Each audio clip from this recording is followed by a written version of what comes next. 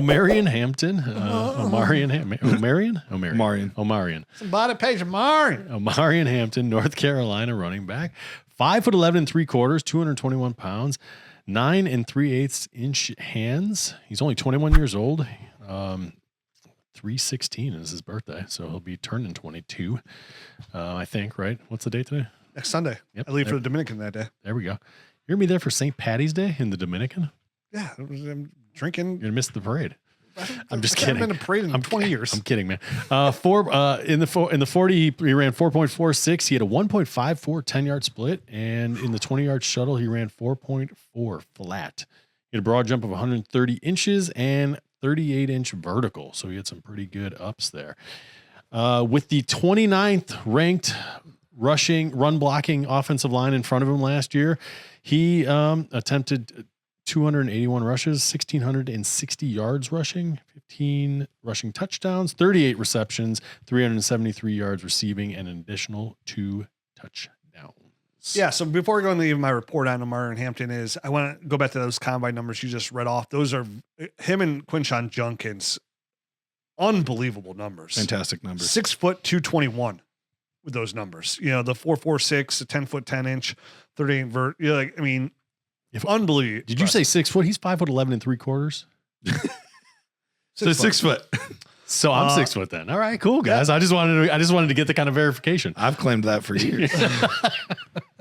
So Omarion Hampton out of UNC was a name everybody should be familiar with by this point. He's getting mocked in the first round of a lot of NFL drafts. And again, not a player who on a name basis and a couple highlights, like I didn't watch any film on him. I didn't know. So boy, I sit down and watch this film and I got strapped in, and because I mean, Hampton's tape is like, dude, it's just like watching a bulldozer just like easily crush like some kids like cardboard, you know, when you made the cardboard houses out of the refrigerator boxes and stuff like that, you know, like versus like an army tank. That's what it's like watching Hampton out there. It's kind of like, I described it because like he doesn't do anything that's like, oh wow, look at that move, or do like look at that sweet, like then he's just off for 30 yards on the edge, or he hit the hole for 30 yards. And you and I were talking, I was like, oh, it kind of reminds me of like Derrick Henry a little bit, right? Like just a big, powerful running back that like, no, like Derrick Henry's got very good feet, but like all of a sudden, like he's just gone, big touchdown run. Like where'd that come from? He's not crazy shifty, right? Yes. And like that kind of stuff. He's not like a super creative runner that's going to make a bunch of people miss.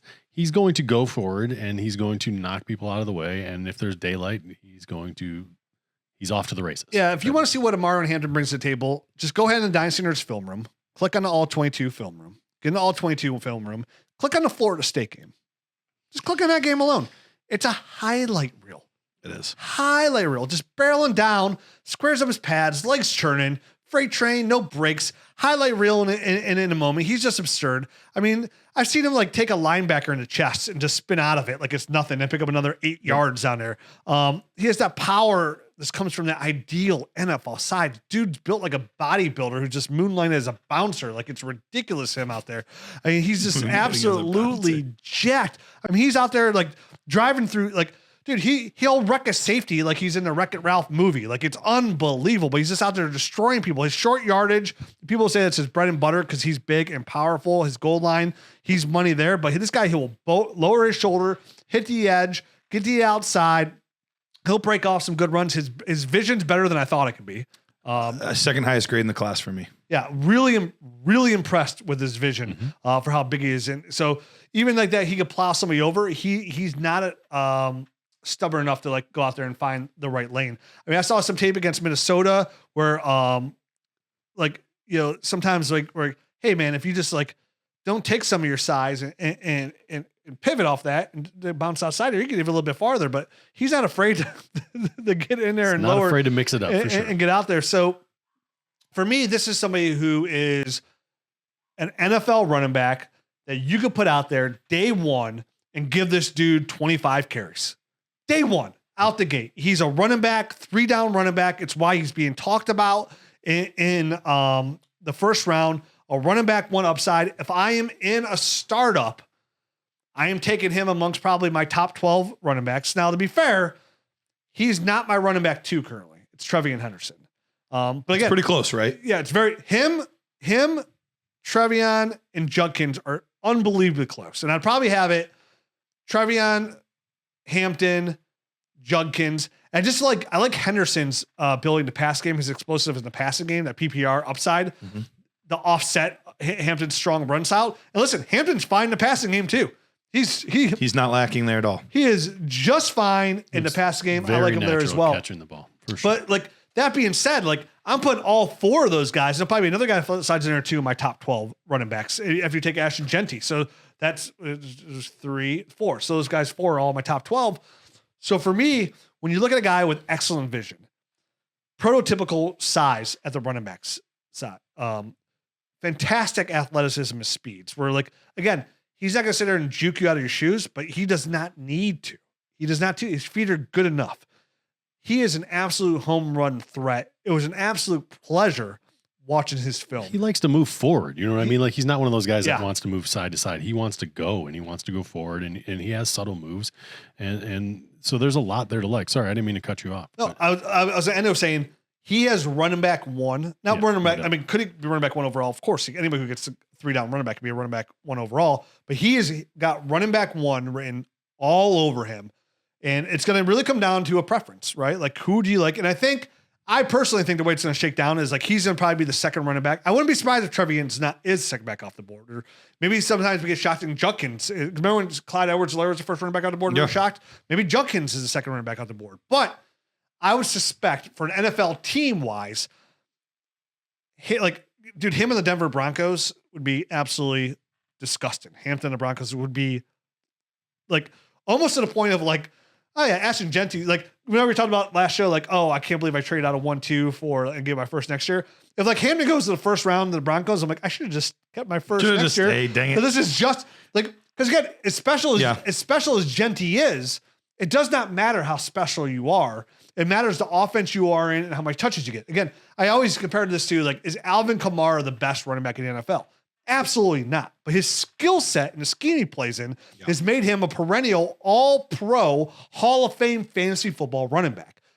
Hampton has that skill set to give you just that. Where if Hampton outproduced Genty from a fantasy football standpoint, like I wouldn't be blown away. I'm not sure. I mean, for me, I don't know that he is the Joker type of guy. I mean, I know he can do everything. Yeah. I'm not sure he's the Joker kind of guy that Sean Payton's looking for. Okay. Put him in Pittsburgh. I think Pittsburgh would be a fine spot because I think I'd love him in Cleveland. That's the type of guy. Yeah, exactly. I'd love him in Cleveland. Yeah. He is the 3-down guy that he can grind out games at the end of them and stuff like that. He's got the physical, stature to do all that kind of stuff. He's I liken him to like a Joe Mixon type of guy who catches passes well. He can grind out games. He can do the early work, but still clean up games towards the end of them. There's no reason. I literally had his draft profile pulled up. He was the love child of Joe Mixon and Jonathan Stewart. Yeah, for me. That's a big Jonathan Stewart guy. I totally get that, and so there's Chase Stewart, another good comp. There's not a lot to dislike about first round, Hampton. 13th overall. Yeah. The only thing that I saw on tape where I was kind of like, he needs to improve on that is his pass pro, and he did a good job mirroring and identifying, rushers and defenders that he was supposed to. He just half-assed it once he got there. He would hit him, clean up his technique a little bit. He would just hit him, and then that was it. Like there was no sustained blocking. And there was times where he should have, and it got his quarterback hit.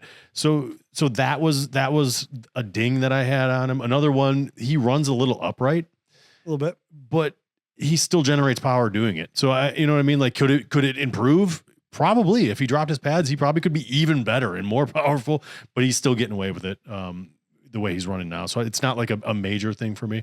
And like you said, burst is just okay.